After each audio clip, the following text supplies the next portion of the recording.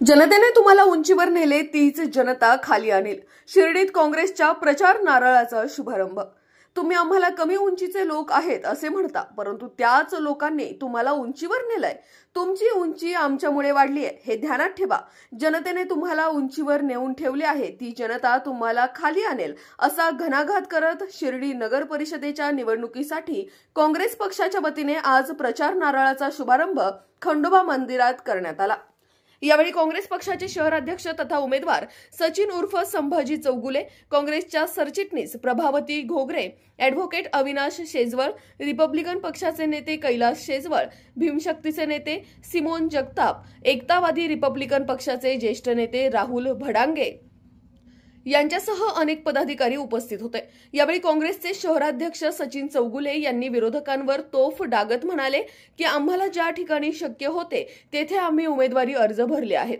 जनतेचे पाठबळ आमच्या मागे आहे, हा आम्हाला विश्वास आहे। काँग्रेसचा विचार सर्वांना समोर घेणारा पक्ष आहे। आमच्याविषयी तुम्ही जे काही बोलताय जरूर बोला, परंतु जनतेने तुम्हाला ज्या उंचीवर नेऊन ठेवले आहे तीच जनता तुम्हाला खाली आणल्याशिवाय राहणार नाही असे चौगुले म्हणालेत। तर काँग्रेस नेत्या प्रभावती घोगरे यांनी शिर्डी शहरातील राजकारणाविषयी बोलताना म्हणाले की पूर्वीचे लोक गावचे राजकारण गावातच व्हायचं, आता राजकारणी लोकांनी गावचे गाव पण ठेवले नाही। आम्ही शिर्डीचा विकास केला, खूप कामे केले म्हणणे चुकीचे आहे। सर्व निवडणुका आमच्या ताब्यात आल्या पाहिजे असे वातावरण सुरू आहे। गावातील निर्णय घेण्यासाठी लोणीलाच यावे लागते, हे दुर्दैव आहे। अशी जर परिस्थिती असेल तर गावचं गाव पण टिकणार नाही, त्यामुळे गावचे निर्णय गावातीलच लोकांनी घ्यायला हवेत अशा शब्दात विरोधकांवर टीका करत सौ घोगरे यांनी काँग्रेसच्या उमेदवारांना मताधिक्याने निवडून द्या असे आवाहन केले। त्यानंतर नगराध्यक्षपदाच्या उमेदवार सौ माधुरीताई अविनाश शेजवळ या म्हणाल्या की मला राजकीय वारसा मिळाला आहे। माझे वडील मनमाड नगर परिषदेत सलग 5 पंचवार्षिक स्टँडिंग नगरसेवक होते व मनमाड शहराचे नगराध्यक्षपद ही त्यांनी भूषवले, त्यामुळे लहानपणापासूनच राजकारणाचे धडे मला मिळत गेले। त्याचा नक्कीच मला फायदा होणार आहे। मला नगराध्यक्षपदी काम करण्याची संधी मिळाल्यास खऱ्या अर्थाने शिर्डी शहराचा विकास केल्याशिवाय राहणार नाही असा आत्मविश्वास व्यक्त करत आमच्या पॅनलला निवडून द्यावे असे आवाहन सौ शेजवळ यांनी केले। मधील नगर परिषदेच्या निवडणुकीच्या आमच्या काँग्रेस पक्षाचे जे उमेदवार आहे त्यांच्या प्रचारार्थ आज नारळ फोडण्याचा कार्यक्रम होता व प्रचाराला शुभारंभ होता। त्यासाठी मी आज शिर्डीमध्ये आलेले आहे। नगर परिषदेची निवडणूक ही तसं पाहिलं तर शिर्डीसाठी त्यांची अंतर्गत बाब आहे। शिर्डी हे शहर विकसित झालं त्याआधी त्याचं गाव पण टिकलं पाहिजे। शिर्डीमध्ये आज सगळे सांगतात भाषणांमध्ये तर शिर्डीमध्ये फार सुविधा केलेल्या आहेत। शिर्डीमध्ये सगळ्या प्रकारच्या सुविधा उपलब्ध आहे, सुखसोयी उपलब्ध आहे, पाण्याचा प्रश्न आहे, परंतु वास्तविकता तशी नाही आहे। आज तुम्ही नाममात्र आहात, जे म्हणतात ना भाजपचा झेंडा घेऊन मिरवणारे आणि जे काँग्रेसवर टीका करतात त्या तरुणांना मला म्हणायचं आहे तुमचं स्वतःचं काय व्यक्तिमत्व आहे? तुम्ही स्वतः एखादा निर्णय घेऊ शकता का? मला एखादं उदाहरण द्या का आमच्या गावात हे काकी हे व्यक्तिमत्व आहे आणि आमचा गावचा कारभार आम्ही पाहू, आम्ही निर्णय घेऊ। नाही, तुम्हाला लोणीलाच यावं लागतं, तुम्ही नाममात्र आहात। पण नगराध्यक्ष पदाच्या उमेदवार आहात, नेमकी आपली राजकीय पार्श्वभूमी काय आहे? वडील नगरसेवक आहे। 30 वर्षांपासून आम्ही राजकारणामध्ये आहे माहेरी। इथे शिर्डीमध्ये यावेळेस मी नगराध्यक्षपदासाठी उभी आहे। तर शिर्डीकरांना एवढीच विनंती करेल की काँग्रेस पक्षाला साथ द्या। तुम्हाला लहानपणी म्हटलं होतं हे कमी उंचीचे लोक आहेत आणि त्यांच्याविषयी काय बोलायचं, मला त्यांना फक्त इतकं सांगायचं आहे तुमची उंची जी काय वाढलेली आहे ना ते आमच्यामुळे वाढलेली आहे, हे विसरू नका तुम्ही। त्याच्यामुळे तुम्ही लोकांच्या उंच्या मोजण्यापेक्षा या जनतेने तुम्हाला जितकं उंचीवर नेऊन ठेवलेलं आहे त्याच्यापेक्षा झटपट ही जनता तुम्हाला खाली आणण्याचं काम करीन, हे आपण विसरलं नाही पाहिजे। आम्हाला काय कोणावर टीका टिप्पणी करणार नाही, आम्हाला विकासाच्या मुद्द्यावर खरं म्हणजे जायचं आहे। तुम्ही आमच्या उंचीविषयी बोला, तुम्ही आमच्या कर्तृत्वाविषयी बोला, तुम्ही आमच्या विषयी तुम्ही जे काही बोलतायत ना ते तुम्ही जरूर बोला, परंतु आम्ही विकासाचा मुद्दा सोडून काहीही बोलणार नाही। आम्ही तुम्हाला सातत्याने हे विचारत राहणार आहोत। आम्ही तुम्हाला हे विचारतो या गावामध्ये विकासाचा रथ कुणी रोखला? तुम्ही म्हणतात हे लायकीचे लोक नाही। आम्ही विचारतो या गावात साई भक्तांची गर्दी कमी झालेली आहे। आम्ही आज एक पत्रक लोकांच्या मध्ये वाटत आहोत। या पत्रकाच्या माध्यमातून आम्ही अनेक प्रश्न उपस्थित केले आहेत। शिर्डी शहरात काय वाढलं,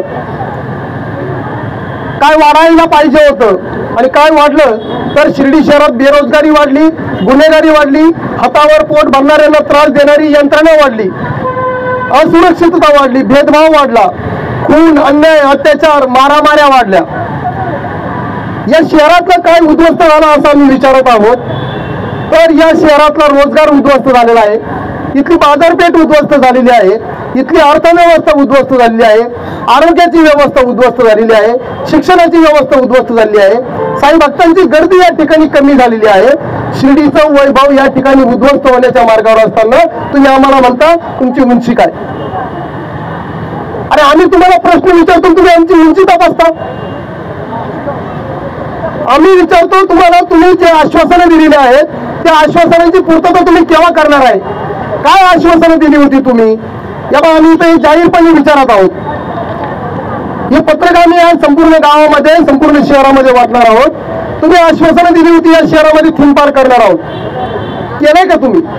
तुम्ही आश्वासन दिलं होतं इथं लेझर शो करणार आहे, तुम्ही आश्वासन दिलं होतं, तुम्ही कितीतरी वेळा रस्त्यावर नारळ फोडले नगर मनमाड रस्त्यासाठी, शेवटी तुम्हालाच हात टेकवण्याची वेळ आली आणि आता तुमच्यातलेच लोक कुजबुजू राहिले की नगर मनमाड रस्ता होत नाही, नेमकं काय प्रॉब्लेम आहे?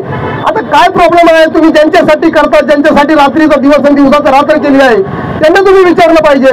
तो नगर मनमाड रस्ता होत नाही, अपूर्ण राहिलेले रिंग रोड जे आहेत ते रिंग रोड तुम्ही पूर्ण कधी करणार आहेत? आणि शहराचा जो ट्रॅफिकचा विषय आहे तो तुम्ही संपवणार कधी आहे? त्याचबरोबर इथं आंतरराष्ट्रीय मैदान तुम्ही करणार अशी घोषणा केलेली होती, ते कधी करणार आहे? अस्तित्वातील ज्या अंगणवाड्या आहेत त्याच्या इमारती बांधून ठेवल्या, मात्र त्या अंगणवाडीत पोरच येत नाही, त्या अंगणवाडीत शिक्षकच नाही, तिथं अंगणवाडी सेविकाच नाही, मग त्या अंगणवाड्या तुम्ही बांधल्या कशासाठी? फक्त लोकांना भुलभुलाया करण्यासाठी? हे आम्ही प्रश्न विचारतोय तुम्हाला। या शहरामध्ये, शहराच्या चारही भागामध्ये स्मशानभूमी त्या ठिकाणी तुम्हाला हे करायच्या होत्या, तुम्ही त्या स्मशानभूमी जाहीर झालेल्या असताना, आरक्षित झाल्या असताना त्या स्मशानभूमी तुम्ही केलेल्या नाही। भक्तांसाठी सार्वजनिक शौचालय नाही साधं।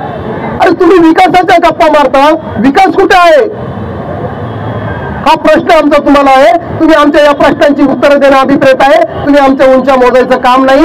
मी तुम्हाला जाहीरपणे सांगतो, तुम्हाला जरूर आम्हाला विचारण्याचा अधिकार आहे, जर आम्ही काही चुकीचं केलं तर आम्हाला तुम्ही विचारा। आम्ही तुमच्या मर्मावर बोट ठेवतो, तुम्ही काय केलं नाही ते विचारतो, मग तुम्ही त्याची उत्तरं देण्याच्या ऐवजी तुम्ही आमच्यावर आरोप करता। आजच्या या आमच्या प्रचार सभेचा हा जो आम्ही आज नारळ या ठिकाणी फोडलेला आहे त्या निमित्ताने आज एवढंच आहे, अजून बोलण्यासारखं खूप आहे। मी आता पुढे बोलत राहू, आवाज उठवत राहू। आम्ही फक्त एक सांगतो, माझी मतदारांना जाहीरपणे नम्र विनंती आहे, आम्ही लढणारे लोक आहोत, आम्ही रडणारी नाही। तुम्ही आम्हाला अडवण्याचा प्रयत्न केला, आम्ही अडणार नाही। जिथं जिथं हे लोक चुकीचं काम करतील तिथं आम्ही लढणार आहोत। त्याच्यासाठी माझी मतदारांना जाहीरपणे विनंती आहे, नम्र विनंती आहे, आम्ही आमच्या काँग्रेसच्या वतीने जे उमेदवार दिले आहेत त्यांना प्रचंड बहुमताने विजयी करा आणि तुमचा आवाज हा नगर परिषदेमध्ये पोहोचवा, जेणेकरून हे लोक जे चुकीचं काम करत आहे त्यांना ब्रेक लावण्याचं काम आम्ही त्या ठिकाणी करू, अशी मी आपल्याला नम्र विनंती करतो।